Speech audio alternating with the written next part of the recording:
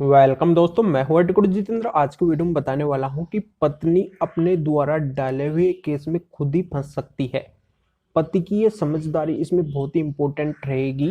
अगर पति ये समझदारी अपनाते हैं उस केस के अंदर जो पत्नी डालती है, तो यहाँ पे पत्नी अपने द्वारा डाले हुए केस में खुद ही फंस जाएगी। तो ये बहुत ही इंपॉर्टेंट जानकारी बताने वाला हूँ, क्योंकि काफी पति यहाँ पे बेवजह परेशान होते हैं, उनको परेशान होना पड़ता है और यहाँ पे उनको कई तरीके की परेशानियों का सामना करना पड़ता है। पर इस वीडियो में मैं जो उनकी जो टेंशन है, जो डिप्रेशन में रहते हैं, तो यहाँ पे उनके डिप्रेशन को दूर करने वाला हूँ, उनकी टेंशन को दूर करने वाला हूँ। वो अगर परेशान हो रहे हैं तो यहाँ पे परेशान होने की आवश्यकता नहीं पड़ेगी अगर वो ये वीडियो देख लेते हैं। तो पूरा वीडियो बिल्कुल अंत तक आपको देखना है। बहुत ही इंपॉर्टेंट जानकारी इस वीडियो के अंदर मिलने वाली है। अंत तक बने रहिए, पूरी जानकारी आपके समझ में आ जाएगी। उससे पहले बता दूं, इस चैनल को सब्सक्राइब नहीं किए हैं तो सब्सक्राइब भी कीजिए, बेल आइकन पे वीडियो को लाइक करके शेयर जरूर कर दीजिए। तो चलिए शुरू करते हैं। तो दोस्तों, यहाँ पे मैं क्लियर कर देता हूँ कि बहुत से पति ऐसे मेरे पास में आते हैं, वो अपनी प्रॉब्लम को लेके आते हैं कि सर हमारी पत्नी हमारे ऊपर कई सारे झूठे आरोप लगाई है, कई सारे झूठे केस भी कर दी है। अब यहाँ पे हमारे बहुत ज़्यादा टेंशन हो रही है, हम करें तो क्या करें, हमारी ज़िंदगी बर्बादी की ओर जा रही है। तो यहाँ पे सर हम काफ़ी परेशान हैं, इसका कोई सोल्यूशन बताइए। तो देखो, फर्स्टली तो मैं यहाँ पे क्लियर कर देता हूँ कि अगर पत्नी आपके ऊपर केस कर रही है और वो अगर झूठे केस कर रही है तो आपको बिल्कुल भी टेंशन लेने की आवश्यकता नहीं है। अगर वो रियल केस कर रही है, सच्चे केस कर रही है, तब तो आपको दिक्कत होगी, तब आप नहीं बच सकते हैं। पर अगर वो झूठ का सहारा ले रही है, झूठे एलिगेशन लगा रही है और आपको अगर उसके अंदर फंसाना चाहती है, तो यहाँ पे आपको टेंशन नहीं लेना है, टेंशन उसी को आप दे सकते हैं। यानी कि वो जो केस करने वाली है या फिर कर चुकी है, उसके अंदर वो खुद ही फंस जाएगी।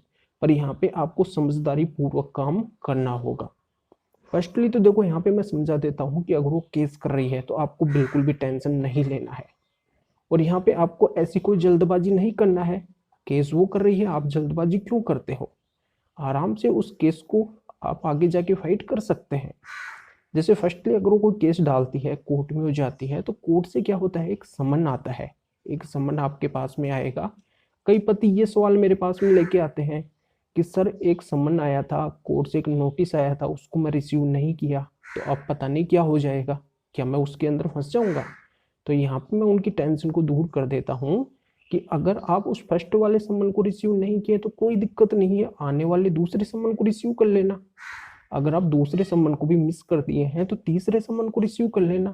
कोर्ट से बेसिक तौर पे 2-3 समन आते हैं। अगर एक दो समन आप अनजाने में रिसीव भी नहीं कर पाए, उनको मिस कर दिए, तो कोई दिक्कत वाली बात नहीं है। आप यहाँ पे, आपको जानकारी नहीं थी इसलिए आप उनको रिसीव नहीं कर पाए। पर यहाँ पे आप तीसरे समन को रिसीव कर लेते हैं या फिर दूसरे समन को रिसीव कर लेते हैं, तो यहाँ पे उस प्रक्रिया में आपके 2-3 महीने लग जाएंगे।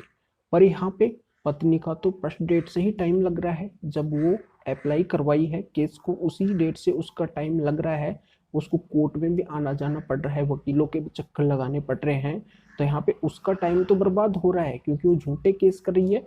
अब यहाँ पे उसका टाइम बर्बाद होगा तो उसकी अक्ल भी थोड़ी ठिकाने आएगी। अगर वो झूठा केस कर रही है, उसको देखो परेशान भी होना पड़ेगा। तो यहाँ पे वो सोच लेगी कि यहाँ पे देखो 2-3 महीने तो मेरे बिना वजह बर्बाद ही हो गए, और उसके बाद में आप उसको रिसीव कर रहे हैं। और रिसीव करने के बाद में फिर आपको क्या करना होगा?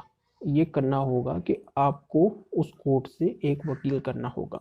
यानी कि जो अच्छे वकील हैं आपको ट्राई करना होगा और उनके पास में आपको जाना होगा, उनको अपना केस बताना होगा कि सर ये केस है, ये समन मेरे पास में आया है और ये घटना हुई है, मेरी पत्नी ने मेरे साथ में ये किया है। तो वकील साहब को आप क्या है, पूरी घटना बताओ, उनके पास में बैठ के उनको पूरी घटना बताओ। उस आधार से वो क्या है, आपका जवाब तैयार करेंगे। अब यहाँ पे आपकी अपेयरिंग कोर्ट के अंदर हो जाती है उस समन के आधार पे। अगर आगे कोई काम आपका हो जाता है, आप चाहते हैं कि मैं आने वाली डेट में कोर्ट में ना जाऊं, मेरे बहुत ही अर्जेंट काम है, मैं कैसे जा पाऊंगा, तो यहाँ पे कोई दिक्कत वाली बात नहीं है। एक बार आपको अपेयरिंग दिखानी होगी।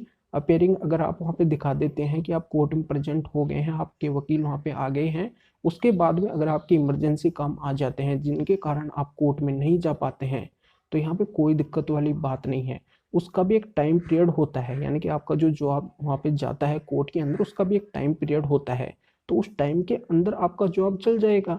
अगर 1-2 डेट में आप नहीं भी गए और यहाँ पे आपके आवश्यक कारण हो जाते हैं जिनकी वजह से आप नहीं जा पाते हैं, तो यहाँ पे जब आपका जॉब वहाँ पे जाएगा तो यहाँ पे उसमें भी कम से कम 4 से 5 महीने का टाइम तो लग ही जाएगा।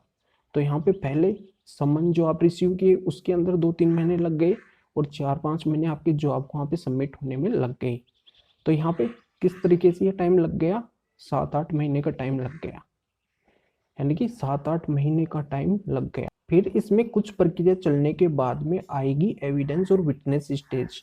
तो यहाँ पे जो एविडेंस और विटनेस है पहले पत्नी साइड से मांगे जाएंगे, तो वहाँ पे वो तो जल्दी जल्दी पेश कर देगी क्योंकि उसको तो जल्दी केस को करवाना है। पर यहाँ पे जब आपकी बारी आती है और आपके पास में अगर जल्दी से कोई एविडेंस नहीं है और आपको भी कलेक्ट करने में टाइम लग रहा है, तो यहाँ पे कोई दिक्कत नहीं है, आराम से आप एविडेंस वहाँ पे दे सकते हैं। आपके विटनेस नहीं आ पा रहे हैं, उनको थोड़ा टाइम लग रहा है आने में कोर्ट में, तो भी कोई दिक्कत वाली बात नहीं है। यहाँ पे एविडेंस और विटनेस में 2-2 3-3 साल लग जाते हैं। तो ऐसी कोई जल्दबाजी आपको नहीं करनी है। अगर आपके पास में टाइम अधिक है और यहाँ पे टाइम की आपके पास में कोई प्रॉब्लम नहीं है, आप चाहते हैं कि आराम से केस चलते रहेंगे, तो यहाँ पे देखो ये टेंशन आपको नहीं लेनी है कि पत्नी के द्वारा केस डाल दिए गए, अब मैं फंस गया, मुझे जल्दी जल्दी इसका निपटारा करवाना है। अगर आपके पास में भरपूर टाइम है तब तो आप है ना इजीली उस केस को चलने दो, धीरे धीरे चलने दो, कोई दिक्कत वाली बात नहीं है। यहाँ पे कोई प्रॉब्लम आपको नहीं आएगी क्योंकि आपके ऊपर झूठा केस है। अगर आपके ऊपर झूठा केस है तो फिर आपको कोई दिक्कत नहीं आएगी।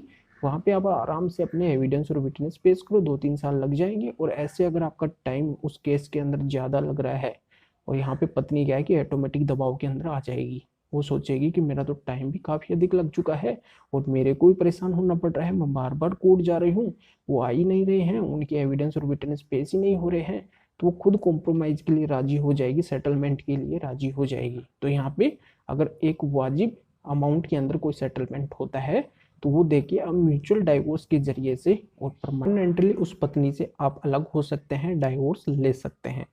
तो यहाँ पे देखो ये सारी जानकारी आपके समझ में आ गई होगी, तो वीडियो को लाइक करके ज़्यादा से ज़्यादा शेयर कर दीजिए और लोगों को भी जानकारी का पता चल सके।